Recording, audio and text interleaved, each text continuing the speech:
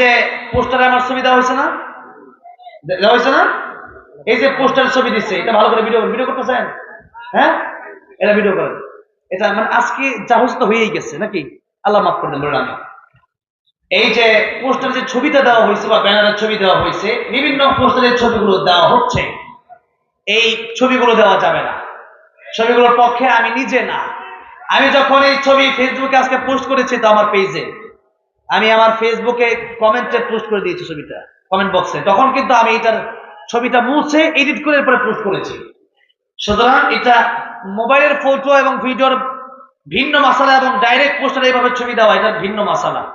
যেহেতু এটা এটার পক্ষে আমি না, এটা এখানে ছবি অঙ্কন করা হয়েছে, এটা হারাম। এই জন্য আমরা পোস্টারগুলোতে ছবি ব্যবহার করব না। আমার ছবির সাথে কি হয়েছে, আমি কি ছবি বলবো নাকি? ছবি ব্যবহার করার দরকার নাই। আল্লামা সাঈদী রহমাতুল্লাহকে মানুষ চিনছে কি, ছবি লাগছে নাকি? তার ক্যাসেট দিয়ে আসলে চিনছে, রেকর্ড দিয়ে, মোবাইল রেকর্ড দিয়ে চিনছে, ঠিক না বেটি? আমাদেরকে তো আলহামদুলিল্লাহ আমাদের নাম বললে তো মানুষ চিনে, দরকার নাই ছবি। যা হয়েছে এই পর্যন্ত থাক, আল্লাহ ক্ষমা করেন, বলেন আমিন।